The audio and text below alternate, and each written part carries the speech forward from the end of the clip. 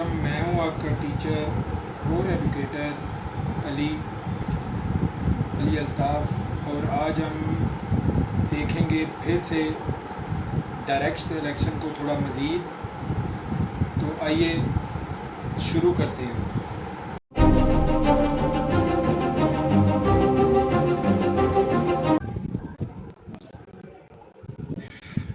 Adobe Illustrator में selection tool और direct selection, ये दो आइकन्स हैं। पिछली वीडियो में मैंने आपको बताया था, इस वीडियो में मैं आपको बताऊंगा मज़ीद थोड़ा सा डायरेक्ट सिलेक्शन के बारे में और इसके इस्तेमाल के बारे में। आस्ता आस्ता आगे चलते चले जाएंगे और आप सीखते चले जाएंगे कि कैसे ग्राफिक डिज़ाइनिंग या किसी और काम को इजीली मेंटेन किया जा सकता है, बनाया जा सकता है। कुछ आज डायरेक्ट सिलेक्शन के थ्रू इमेजेस, लोगोज वगैरह को रीशेप करना आपको बताऊंगा। कुछ बताऊंगा कि दोबारा से कैसे इसको और तरीक़ों के लिए भी इस्तेमाल किया जा सकता है, अपनी शेप को चेंज करने के लिए इस्तेमाल किया जा सकता है। नेक्स्ट क्लास हमारी कुछ पेन टूल के बारे में होगी। पेन टूल यहाँ पे लोकेटेड है इलस्ट्रेटर के सॉफ्टवेयर में, विंडोज़ में।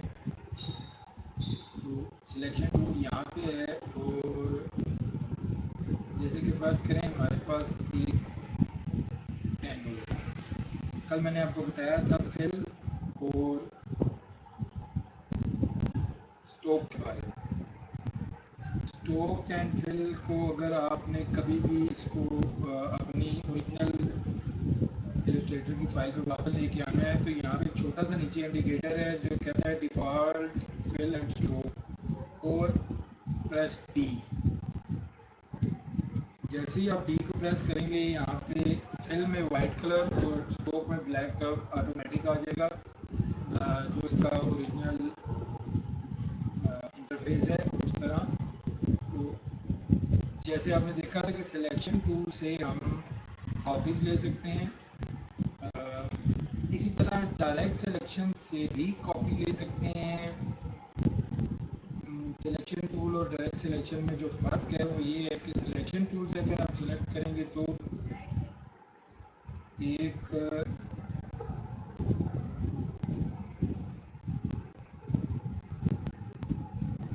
सिलेक्शन टूल से आप सिलेक्ट करेंगे तो एक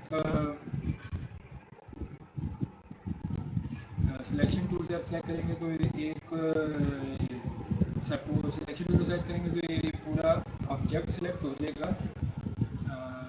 जैसे मैं ये सिलेक्शन टूल पे हूँ, इसे मैं सिलेक्ट कर रहा हूँ तो पूरा ऑब्जेक्ट सिलेक्ट कर लूँगा। सिलेक्शन टूल की मदद से मैं एक कॉर्नर को सिलेक्ट नहीं कर सकता। देखिए, मैं किसी भी जगह पे सिलेक्ट करूँगा तो सारे एंकर पॉइंट्स, पूरा ऑब्जेक्ट सिलेक्ट हो जाएगा, इवन कि सेंटर पॉइंट पे भी। और जो मैं सेंटर पॉइंट को सिलेक्ट नहीं भी कर रहा, जैसे कि ये देखें यहाँ पे मैं इसको सिलेक्ट नहीं भी कर रहा तो भी वो सिलेक्ट हो जाएगा। लेकिन अगर आप डायरेक्ट सिलेक्शन से इसको सिलेक्ट करेंगे तो आप एक पॉइंट को सिलेक्ट कर सकते हैं, उसको मूव कर सकते हैं, उसको राउंड कर सकते हैं। इसी तरह दूसरे पॉइंट को सिलेक्ट करने के बाद आप उसको भी मूव कर सकते हैं, उसको राउंड कर सकते हैं। और कंट्रोल Z में दबा रहा हूँ, इसका ये चीज़ सिलेक्शन टूल की मदद से पॉसिबल नहीं है। सिलेक्शन टूल के अपने काम हैं, डायरेक्ट सिलेक्शन के अपने काम हैं, पर अगर आपने किसी भी चीज़ की कॉपी जनरेट करनी है तो ये देखें, मैं आर का बटन प्रेस करके तो शिफ्ट के साथ मैंने इसकी कॉपी जनरेट कर दी। अभी कंट्रोल Z प्रेस किया और अब आ गया डायरेक्ट सिलेक्शन पे। फिर सेंटर पॉइंट से इसको ड्रैग किया, आर दबाया, साथ ही शिफ्ट दबाया और छोड़ा, तो ये कॉपीज़ को ये बना देगा।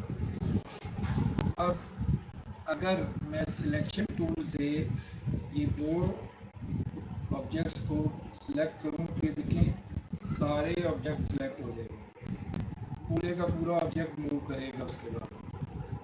अगर मैं डायरेक्ट सिलेक्शन से इसको सेलेक्ट करूं इन 4 पॉइंट्स को, और अब मैं इनको मूव करना चाहूँ तो जहाँ मर्जी इनको मूव कर सकता हूँ, जैसे मर्जी।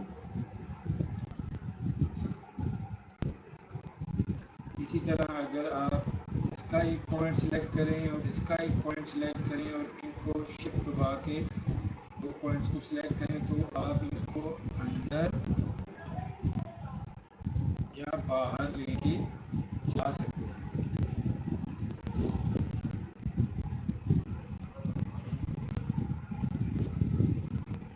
अब मैं इसको डिलीट करता हूँ, कुछ और बातें आपको दिखाऊँ। देखिए, मैंने इस वक्त लिया है अपना लाइन टूल। लाइन टूल को इस्तेमाल करने के लिए आपको सबसे पहले आर्ट टूल पर क्लिक करना पड़ेगा। आप क्लिक करेंगे तो वो आपसे पूछेगा कि कौन से एंगल पे कितना डिग्री पे और कितना लंबा आपको लाइन की ज़रूरत है, उसकी लेंथ क्या होनी चाहिए। तो अच्छा काम ये है कि आप क्लिक करके ड्रैग करें, और अभी ये देखें मैं इसको टेढ़ा मेढ़ा कर रहा हूँ, और अगर शिफ्ट को मैं प्रेस कर दूँ तो मेरा माउस जहाँ पे भी जाएगा ये या तो 45 डिग्री के ऊपर आके स्नैप करेगा, या 90 पे करेगा, या आई थिंक 125 पे करेगा, तो या 180 पे करेगा।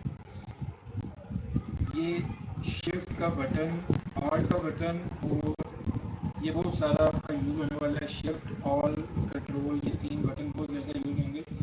खैर, इस वक्त एक मैं सीधी लाइन ड्रॉ कर रहा हूँ की मदद से, और डायरेक्ट सिलेक्शन से मैं इसकी मज़ीद एक कॉपी ले लेता हूँ। देखिए,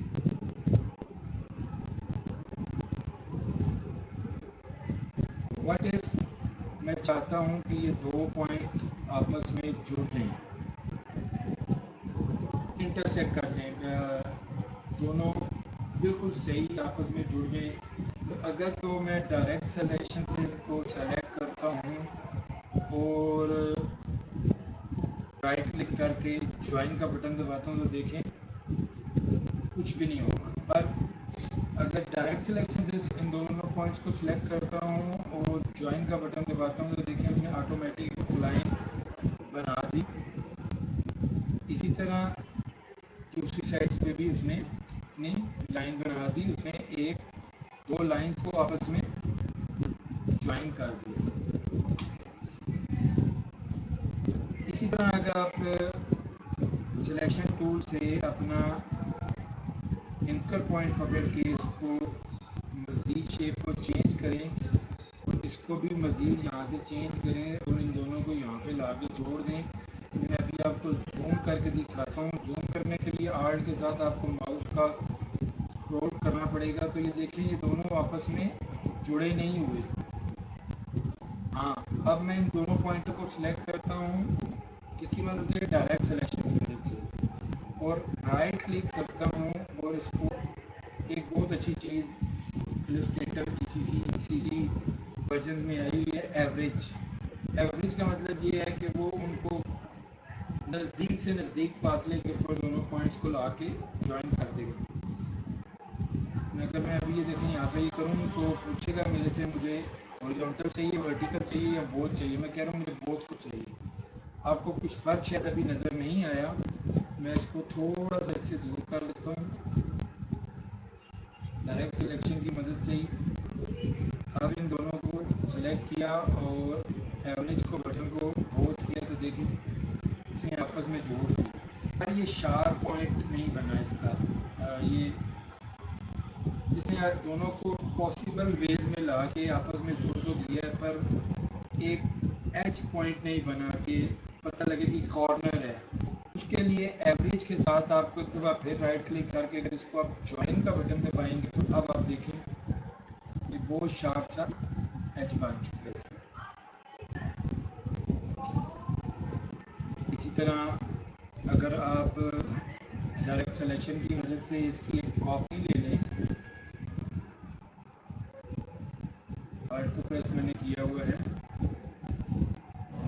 देखेंगे अभी पूरा हिल रहा है, पूरा शेप हिल रहा है, क्योंकि ये कुछ शेप नहीं है, ये सिर्फ लाइंस हैं,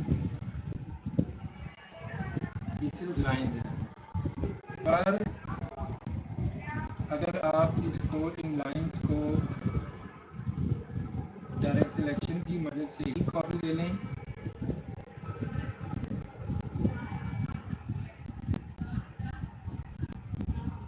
व्यू में जाके चीज़ चेक कर लीजिएगा, आपके स्मार्ट गाइड्स ऑन होनी चाहिए। स्मार्ट गाइड्स आपको बहुत हेल्प करते हैं। अब मैं इन 2 पॉइंट को सिलेक्ट करता हूँ और राइट का बटन करके इसको ज्वाइन करूँगा, तो वो नहीं आ रहा क्योंकि दोनों सेम नहीं है, एरर दे देगा। अब मैं इसको ड्रैग कर रहा हूँ शिफ्ट के साथ, तो ये बिल्कुल बराबर उसके ऊपर आएगा, एक जैसा आएगा। और साथ में मुझे आल्ट का बटन दबाना पड़ेगा उसका स्नैप लेने के लिए। अब ये वाली जो लाइन है, इसके स्ट्रोक के कलर को हमें ब्लैक करना है। स्ट्रोक कलर मैंने आपको बताया था कि आप इसको ब्लैक कर सकते हैं। अभी ये बहुत बारीक सी लाइन है, तो अगर आप विंडोज़ में जाएं और यहाँ से स्ट्रोक का पैनल खोलें, ये आपका स्ट्रोक का पैनल खुल के बाहर आ जाएगा। इसमें आप शो ऑप्शंस करें, ये जो 3 छोटे से बटन लगे हुए हैं इसको दबा के आप शो ऑप्शन करें, और ये नीचे वाली लाइन को आप स्ट्रोक बढ़ा दें, तो ये भी कुछ ऊपर वाली लाइन जैसा दिखना शुरू हो जाएगा। और अगर आप मैं इन दोनों, मैं आपको चीज़ दिखाता हूँ, देखिए मैं सिलेक्शन टूल पे आ गया और मैंने इन दोनों को सिलेक्ट किया और मैं चाह रहा हूँ कि ज्वाइन हो जाए, तो ज्वाइन हो गए, यहाँ से नहीं हो गए। अभी मैं डायरेक्ट सिलेक्शन पे आता हूँ और इन 2 पॉइंट को कनेक्ट करता हूँ और मैं चाहता हूँ कि ज्वाइन हो जाए, तो भी ये वैसे ही काम करेगा जैसे मैंने आपको शुरू में बताया कि डायरेक्ट सिलेक्शन और सिलेक्शन टूल में बहुत सारी चीज़ें कॉमन हैं, पर फिर भी दोनों अलग-अलग से टूल्स हैं, दोनों के अलग-अलग काम हैं। आई होप कि यहाँ तक आपको ये समझ में आ गया होगा। अब हम आपको कुछ डायरेक्ट सिलेक्शन की मदद से चीज़ों को बनाना सिखाते हैं, कुछ शेप्स बनाएंगे और फिर उसकी मदद से ही उनको आर्ट दबा के अगर माउस के स्क्रॉल डाउन करेंगे तो आपका जूम इन और जूम आउट दोनों होगा। ठीक है, अभी हमने शिफ्ट की मदद से एक स्क्वायर बनाया, फिल में वाइट है, स्ट्रोक में नन है, स्ट्रोक को आप ब्लैक कर लें या यहाँ से ब्लैक कर लें, या मैंने आपको बताया कि किसी भी वक्त इसको इस बटन में दबा के आप इसको डिफ़ॉल्ट कलर में ला सकते हैं। फिर से समझा रहा हूँ कि मैंने डायरेक्ट सिलेक्शन की जगह सिलेक्शन टूल लिया है और मैं इसके एक पॉइंट को सिलेक्ट करना चाह रहा हूँ जो कि नहीं होगा। मैं एक पॉइंट को सिलेक्ट करूँगा तो सब पॉइंट सिलेक्ट हो जाएंगे। डायरेक्ट सिलेक्शन से आप एक पॉइंट को सिलेक्ट कर सकते हैं, इसको मूव कर सकते हैं, उसको जैसा चाहें जहाँ पे चाहें लेके जा सकते हैं, कोई भी शेप बना सकते हैं। और अगर एक पॉइंट को आप सेलेक्ट नहीं करेंगे तो साथ में पूरा शेप मूव होना शुरू हो जाएगा। Control Z, undo all. ठीक है, फिर से हम आगे, फिल में वाइट कलर है, इसको दोबारा से शुरू करें तो डिलीट किया, हमने एक स्क्वायर बनाया, एक रेक्टेंगल बनाया, फिर हमने एक राउंडेड रेक्टेंगल बनाया। ये राउंडेड रेक्टेंगल भी राउंडेड स्क्वायर बना लें और एक राउंडेड रेक्टेंगल बनाया। राउंडेड रेक्टेंगल का ऑप्शन भी CC वर्जन के अंदर आया है, CS6 वगैरह में नहीं है। फिर हमने एलिप्स टूल ले लिया, एक ओवल बनाया,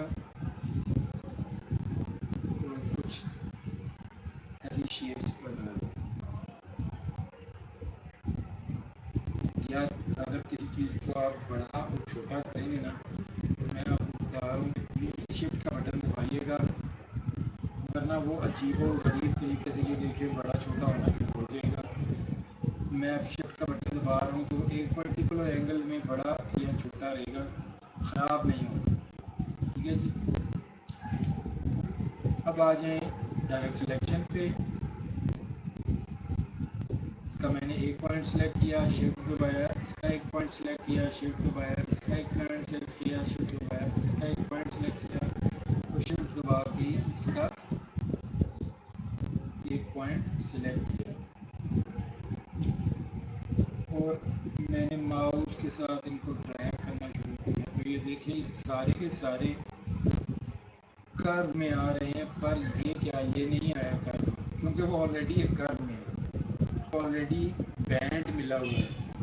आप इस बैंड को अगर ख़त्म करना चाहते हैं तो पेन टूल के अंदर ये एंकर पॉइंट टूल ले लें और आके आप उसको क्लिक करें। तो देखिए मैंने इधर क्लिक किया, एक इधर क्लिक किया, एक इधर क्लिक किया और एक इधर क्लिक किया, तो ये स्केल बन गया। इसी तरह मैंने एक इधर क्लिक किया, एक इधर किया, एक यहाँ क्लिक किया, यहाँ क्लिक किया, तो ये थोड़ा सा चेंज स्केल सा बन गया। अब आपको मैं डायरेक्ट सिलेक्शन की आज की क्लास की लास्ट वीडियो बताऊंगा, कि क्या हम एक कोई चीज़ सी बनाते हैं। देखिए शिफ्ट के साथ ड्रैग करते हुए एक बॉक्स बनाएं, कलर्स उसके दोबारा से डिफ़ॉल्ट कर लें, शिफ्ट के साथ ड्रैग करें तो ये देखिए मेरा स्मार्ट गाइड मुझे बता रहे हैं कि ये अब इंटरसेक्ट कर रहा है। ये रेड कलर की लाइन और उसके बाद लिखा हुआ आ रहा है इंटरसेक्ट। इसका मतलब ये है कि ये ऊपर वाली पाथ और नीचे वाली पाथ आपस में इंटरसेक्ट कर रही है, जुड़ रही है, एक दूसरे के ऊपर आ गई। इसी तरह मैंने एक बॉक्स देखें बड़ी मज़ेदार चीज़ बनेगी। इधर एक बॉक्स इधर बना लिया, डायरेक्ट सिलेक्शन लिया, इधर के ऊपर के दो पॉइंट सेलेक्ट किए और इनको पकड़ के ऐसे नीचे ड्रैग कर दें। फिर इधर के दो पॉइंट सेलेक्ट किए और इसको पकड़ के ऐसे लिखें, फिर इंटरसेक्ट बता रहे स्मार्ट गाइड ऑन होने की। और इधर के चारों पॉइंट्स को सिलेक्ट किया, 1 2 3 4, और इसको उठाकर थोड़ा सा ऐसे कर दें तो ये एक बॉक्स नुमा चीज़ बन के तैयार हो जाएगी। आप इसकी एक कॉपी ले लें। अच्छा यार देखें डायरेक्ट सिलेक्शन के साथ, अब मैं इसको डायरेक्ट सिलेक्शन के साथ शिफ्ट के साथ छोटा करना चाह रहा हूँ तो ये नहीं होगा। यहाँ पे हमें ज़रूरत है सिलेक्शन टूल की। सिलेक्शन टूल के साथ अगर आप शिफ्ट दबा के इसको छोटा करेंगे तो ये सारे इंडिविजुअल बॉक्स को छोटा करना शुरू कर देगा। ठीक है। हाँ, पर अगर डायरेक्ट सिलेक्शन से आप इसके नीचे के पॉइंटों को सिलेक्ट करें और अब इसको उठा के ऊपर लेके जाना तो शिफ्ट को साथ प्रेस करें, वरना इधर उधर जा सकती है लाइनें। देखिए और शिफ्ट प्रेस होगा तो सीधा ऊपर जाएगा ऐसे। और ये एक बड़ा बॉक्स है, इसके नीचे के 4 पॉइंट हम सेलेक्ट करते हैं, ज़्यादा छोटा कर दिया, कंट्रोल जेड से अल्टो करें, 4 पॉइंट सेलेक्ट हैं, इसको लेके जाएं ऊपर। ये एक छोटा बॉक्स है, ठीक है। यानी और ये बहुत स्टार्टिंग का लेवल है, इस वजह से आपको शायद लग रहा होगा बड़ी इजी चीज़ें, पर हाँ इजी हैं। अगर आप इलस्ट्रेटर को सीख लेते हैं तो बहुत इजी है, नहीं सीख सकते तो बहुत मुश्किल भी है। अगर आप कोई डिज़ाइन बनाना चाहें इसकी मदद से तो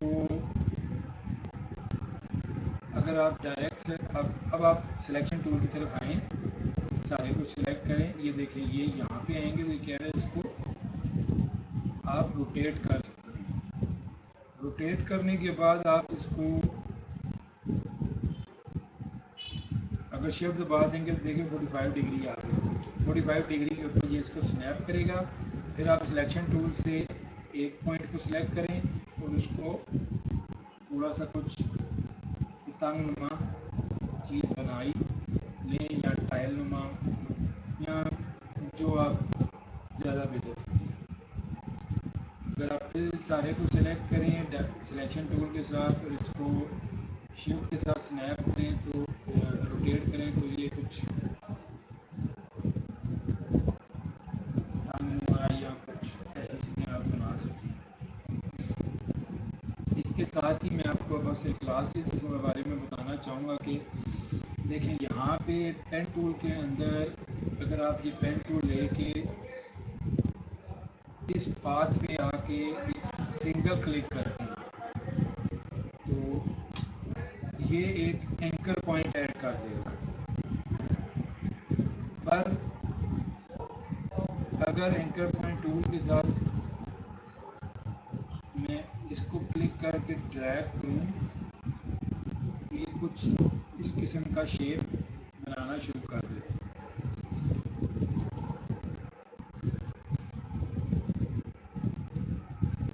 अब मैं आपको बताऊँ एक पॉइंट ऐड करने का क्या मकसद है। पॉइंट ऐड करने का मकसद ये है कि अगर आपने यहाँ पे पॉइंट ऐड किया और आप सिलेक्शन टूल से इसको नहीं ले जा सकते, ये सारा मूव होना शुरू हो जाएगा। और अगर आपके पास डायरेक्ट सिलेक्शन का टूल हुआ और आपने एक पॉइंट को ड्रैग किया तो आप इंडिविजुअली उसको ऊपर या नीचे कर सकते हैं, उसकी शेप को चेंज कर सकते हैं। आप एंकर पॉइंट्स को ऐड कर सकते हैं, एंकर पॉइंट को डिलीट भी कर सकते हैं। पेन टूल की मदद से ही होगा सब कुछ। अब ये देखेंगे टोटली डिफरेंट बन गया जो हमने शेप बनाई थी। तो आज तक के लिए इतना मटेरियल काफ़ी है आपको।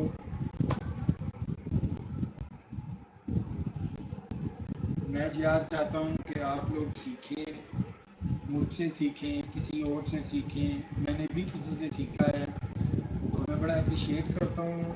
वो बहुत अच्छे टीचर हैं, बहुत अच्छा सिखाते हैं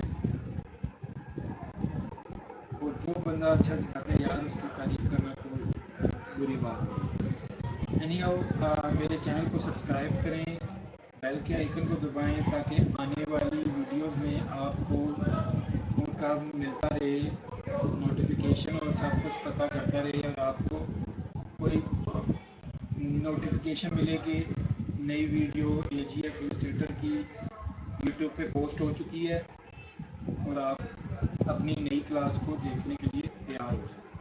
प्लीज़ सब्सक्राइब द चैनल और बेल आइकन को ज़रूर क्लिक करें, लाइक करें, वीडियो पसंद नहीं डिसलाइक करें, फेयर रहें हर किसी के साथ। हर कोई कमाने के लिए बैठे यार, मैं भी कमाने के लिए बैठा हूँ। यूट्यूब से कमाऊँगा, आपसे नहीं, आप लोगों को फ्री बताऊँगा।